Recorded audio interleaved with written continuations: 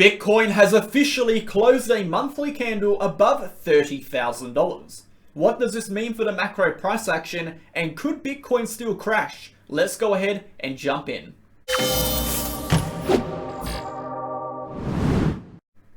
Okay guys, welcome back to the channel. Thank you so much for tuning into today's video. I hope you're all having a fantastic day. We're here to take a look at two key points. Number one being the $30,000 monthly candle close. What does it mean? What does the technical and structural data suggest? And what does the economic data suggest in regards to potential future directions? How is the price action shaping up, and what can we expect?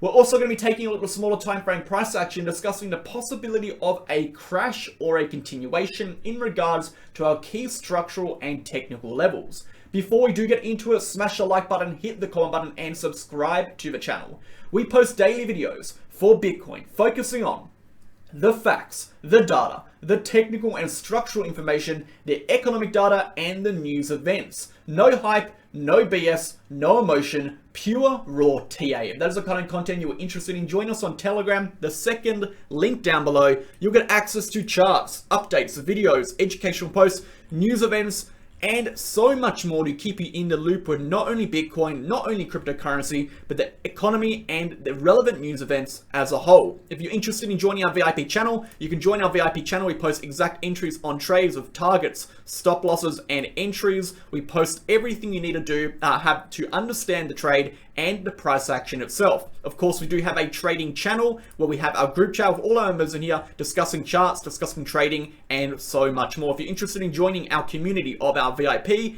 and our group chat, go to the free channel, click the links above. You can find all information right over here and our entire trading track record since February 2021. Let's go ahead, guys, and dive into the video, as there is quite a fair bit to discuss. We'll start off with the market data. So 24-hour volume is up 99%. We're sitting at 152 billion.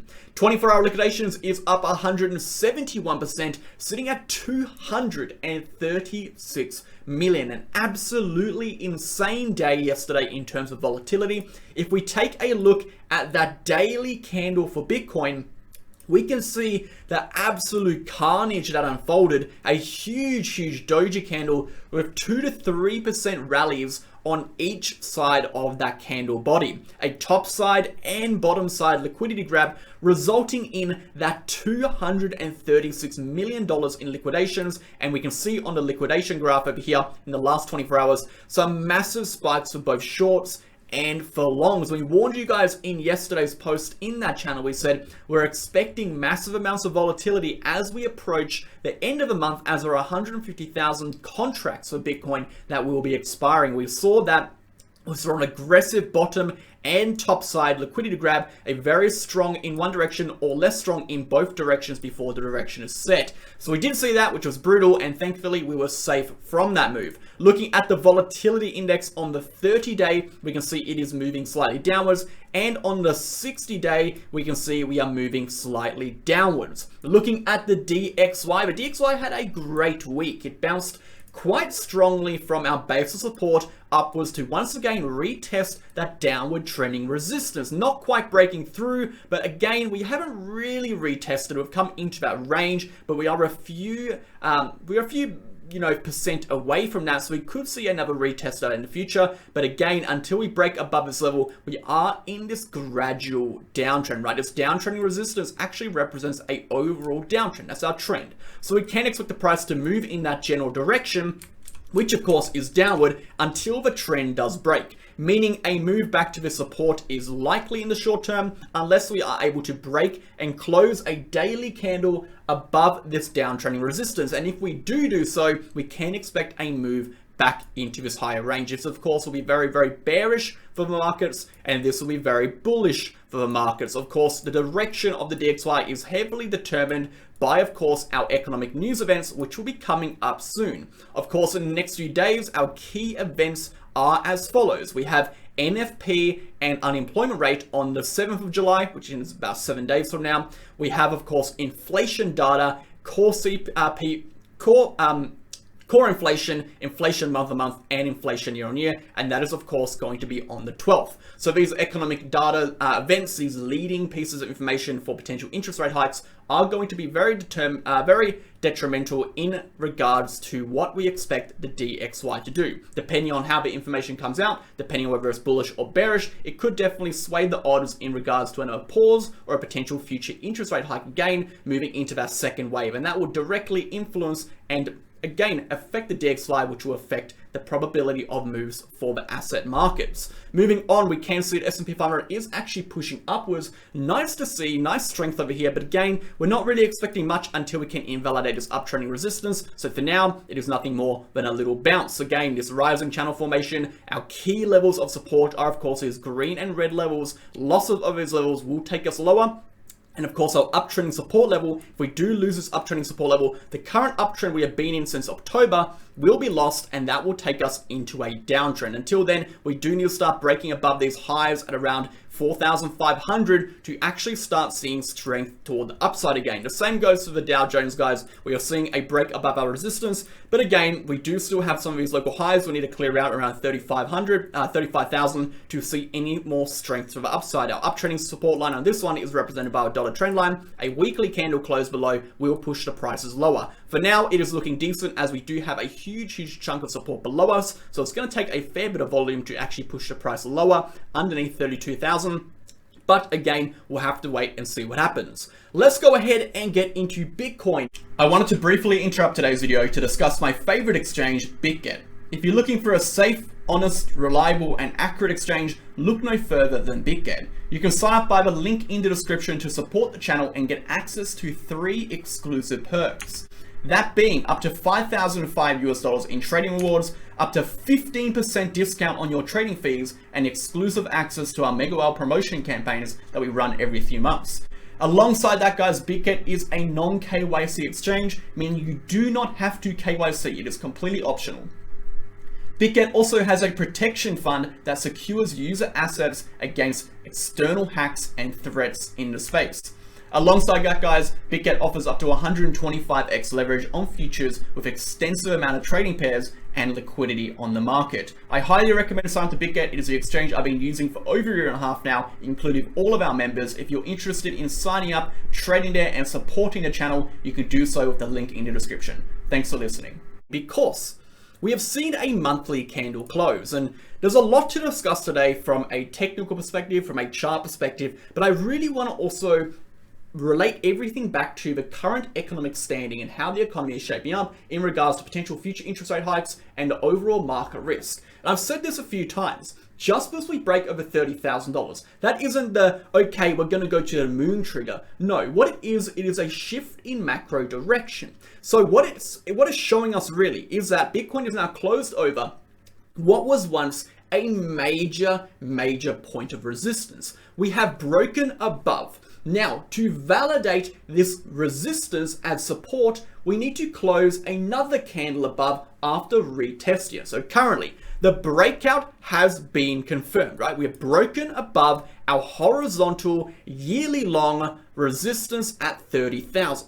This is currently a breakout. To validate and confirm 30,000 now as support, we need to close a second monthly candle above to therefore validate that area as a base of support. Now, this isn't me saying I'm kicking the can down the road in terms of macro direction. This is how we validate horizontal levels. So it'll be on a 5-minute chart, a 10-minute chart, a weekly chart, or a monthly chart. We break out and then we have to validate that area as an area of support and liquidity before we can move upwards. So this is why I'm going to say the next monthly candle is incredibly important in not only, again, supporting the idea of our prior data in regards to direction, but more importantly, validating the price level we just broke out of as now support. Now, what has occurred is the macro direction in terms of the monthly chart has shifted upwards. we are now technically, while we remain above 30,000, we may not remain above very, very long. We'll discuss that in today's video. But while we remain above 30,000, objectively, we are in a macro uptrend, okay? The reason being, if we look at our historical data in terms of our key resistances, in terms of our prior bear runs, these are our bear run cycles, the red, these are our bull run cycles, the green, and these are our consolidation slash, you would say, transition phases between our bear and our bull runs. If we look at the overall support levels in these bear markets, we have a very key base of support that provides support for around 100 days or so, if not longer, during these bear run phases. You can see every single time we drop below these levels, we see a capitulation event occur, which is a huge move toward the downside, an incredibly volatile move downwards to our local bottom, which eventually forms the basis of the bear market bottom, or what people like to call the absolute bottom for Bitcoin. So every single time we end up breaking a monthly candle above, we end up continuing eventually upwards to our dotted trend line. You can see an instance in 2016, you can see the instance again in 2019, which was particularly volatile, and you could see in this instance a potential scenario in which that would occur again. The dotted trend line being the dead cat bounce high of the prior bear market dead cat bounce, right? The dead cat bounce in the bear run, taking us up, retesting a high point, the dotted trend line, okay, perfect, and we'll see the same thing over here. So it's important that I really articulate what I mean by this, just so there's no confusion. The $30,000 break is not an indicator to suggest the price is going to skyrocket. What it is suggesting is it suggests the probability of a continuation upwards on a macro scale is now higher than the probability of a rejection toward new low levels. That is what that is the significance of this breakout. That is what it's saying. Now that is what it's saying from a technical and from a structural perspective. But from an economic perspective, there's a few key elements I want to discuss today. But we'll get into the economic perspective in a second because that has a slightly bearish perspective. We'll discuss from a bullish perspective what we are seeing. So from the 4-year cycle, it is looking good. Now I'm going to say another thing. Even if we fail to hold another monthly candle above this level and we come down, it doesn't really matter because the 4-year cycle is still intact unless our low is cleared out. Now, there is a possibility the 4-year cycle will be broken. We'll discuss that in just a moment when we get into our bearish stuff. But until then, the most significant point is, of course, this low point. So what does a 4-year cycle suggest, and when will the bull run start? If we take a look at the 4-year cycle and our day range trenders, it suggests that the bull run starts around 17 bars after the bear run bottom. That will place us around about April to March 2024. Furthermore, for a bull run to actually kick off, we need to see a shift in higher time frame volatility. When will we see that? Well, generally, in the past cycles, we have seen a shift in overall volatility upon the break and close above that dotted trend line. You can see the trend angle from the bottom to that breakout point is significantly less than the trend angle from that breakout point to the high point. That suggests a significant shift in overall volatility, volume, and momentum, which are the key characteristics of what you would classify as price action. When you have significant shifts or periods where the volatility, momentum, and volume is higher than the prior period, that can suggest a strong trend. When we see a strong uptrend on a macro scale, significantly stronger than the consolidation phase or the transitionary phase between a bull and a bear run, that signifies the start or the bull run itself. The bull run has characteristics in which need to be met for the bull run to be validated. So the most significant point here on the chart is still going to be the absolute low in terms of the 4-year cycle. In terms of the macro uptrend, we're officially in a macro uptrend, but that doesn't mean the macro uptrend will officially last. We've seen scenarios such as back in 2016, where we had a 1-month period where we actually broke above this trend line, okay? We broke above that resistance only to close our second monthly candle just below it. But you can see even in this scenario, we never came back down to retest those low points. We actually ended up pushing upwards again towards that dotted trend line. So that is what I mean by the probability shift. Although this doesn't suggest we're permanently going to stay above it forever, we could see a monthly candle back below, but the probabilities in terms of a continuation to 48 compared to a move back down to the low have now significantly shifted in favor of that continuation upwards. And of course, if we do get that continuation upwards, then it significantly shifts in favor of a potential bull run starting. So you can now see how the dominoes are lining up and being knocked down. But again, we have to refer back to the smaller time frame price action. Of course, this is information that we can use. We can't really trade off it. It's macro price action. We generally trade, as myself, as a scalp trader, I trade off the smaller time frame charts, but it's good to give some overall perspective in terms of the overall macro direction, because we want to be trading more heavily with the trend than against it. Now, I want to touch on the fact that the economic environment is still looking quite grim, and that could potentially influence the probabilities, or what I should say, suppress the move for Bitcoin in the future. Now, let's say all of this is, a standalone market and we see the cycle repeat. What I've described is what we would expect. Now, that is not the case. Macro market moves or moves in the market are pushed by market drivers. The main market drivers being, I'll go ahead and show you now, if we go back to this chart, I can reel them off the top of my head, but if I want to show you, I think it's better if I just show you guys, for the new people on the channel, the main drivers of market price action are here. The risk factors: interest rates, inflation, taxation policy, economic policy, other governmental policies such as ETFs, all that kind of stuff, and societal perspective. These elements create the overall systematic risk of the particular asset within the market and the overall systematic risk of the market itself. You can have periods where there are discrepancies between the market risk and the asset risk, or you can have more likely periods where the market risk and asset risk more closely align, and you see both assets moving the general trajectory of the entire market, with degrees of difference being the correlation deficiencies. So we can see that play out. And these are elements that could actually ruin the 4-year cycle, or again, influence, suppress, prohibit, or even speed up the movements on the macro scale. And the prime example of this is if we see interest rates rise once more for a second wave of hikes, that could be a driver that prohibits Bitcoin facilitating or playing out the technical and structural confirmations that we have seen in prior cycles once again. That could be a piece of information that prohibits Bitcoin from doing so, and actually break the 4-year cycle or invalidate the significance of this trend line on a monthly break. So watch out for the economic data coming up, because regardless of what the charts say, yes, the charts are important. Yes, it is a visual representation of price action itself. Yes, liquidity levels are important, because it's a visual representation of where demand and supply is. Yes, technical indicators are important, because technical indicators are derivatives of price action themselves, and therefore are exact reflections of the metrics of price action, which are being driven by the market drivers. But the market drivers are what push the market in direction. We're not talking about short-term fluctuation, news events, we're talking about overall macro direction. So the market drivers shift, that is more significant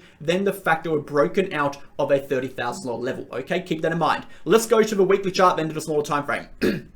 As we can see, guys, if we're looking from a technical perspective, keeping in mind everything I've just told you, we're looking at a break on the Gaussian channel. Phenomenal stuff, guys.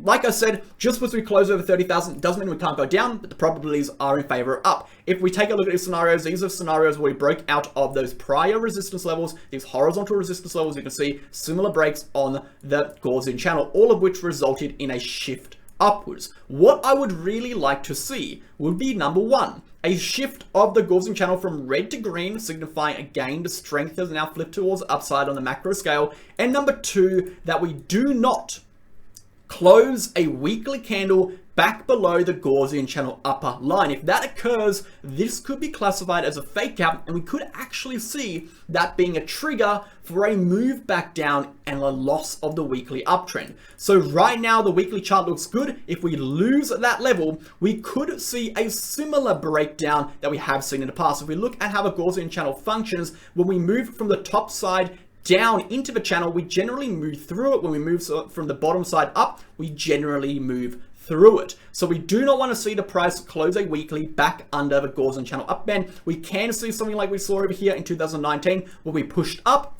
We found an area of resistance just upon that breakout. We came back down and we retested before we continued towards that dotted trend line. Okay, I'll show you an example over here. All right, we pushed up, we came back down, we retested that dotted trend line. That is that exact example right over here on the weekly chart. So we can see something like that, guys, but I wouldn't concern myself too much with that. Let's get into the smaller time price action, because even though the monthly is looking good, even though we're breaking up by 30,000, the smaller time frame is actually looking grim. It is not looking good at all. If we look at the higher time frame first and foremost on a daily chart, we can see we are still underneath an incredibly important resistance level, which is going to be the $31,300 to $32,000 level. And we can see on the VIPV right over here, guys, we break above that $32,000 level. Look what happens to the volume over here on that volume range. We enter a low resistance volume range. That looks like a P, my bad. Low resistance volume range, which increases volatility in volume and could push us in a directional move upward. Until then, that area is still going to be resistance. So for the next move for Bitcoin to push upwards, it needs to break above 32,000. So we are underneath our resistance at the moment on the daily. We are above our monthly support. We are between a rock and a hard place still. And if we zoom back to this chart, we can see that the measured move of our prior structure, which was this descending channel, has been reached, right? We look at the measured move, breakout, target. We reached our breakout target. We came up, we hit liquidity, we hit that demand zone, we got rejected. Awesome. We have seen resistance, and therefore the probabilities of a move downwards, guys, on the smaller time frame, not talking about the macro chart, is higher than the probabilities of a move upward. The risk return for a move downwards is in favor in comparison to the risk return in the move upwards. There are 1.75 risk return on the downwards move. On the upwards move, we take that stop loss under this range and we take our target to resistance. We're at a 1.6. So we're at a higher probability of a move downwards with a better risk return than a move upwards. Now, that doesn't mean the price is going to move downwards, but resistance is resistance until it's not. And this is a macro resistance, a major resistance that needs to break. So let's dive into our targets and what could happen on a smaller time frame. If we look at this daily chart right over here, we saw a brutal candle, top side liquidity grab, bottom side liquidity grab, absolutely brutal. Let's dive it down into an even smaller time frame and discuss what we can see. So right now we see overall compression. This is pretty standard stuff, guys. We see overall compression of a price action. It is expected. Again, we saw a pretty aggressive move upwards. We hit our liquidity zone twice. Number one, number two, we came down. We've been testing this lower support for a numerous amount of days. We have a trigger level right over here. This is called our bearish trigger, okay?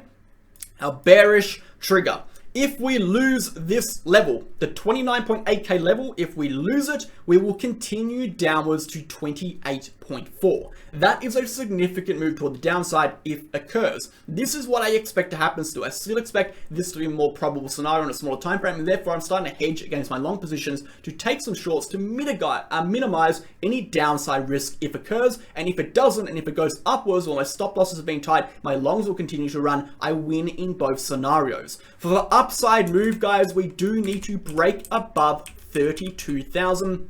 We need to start clearing some moves up over here and start to flip this liquidity range into support.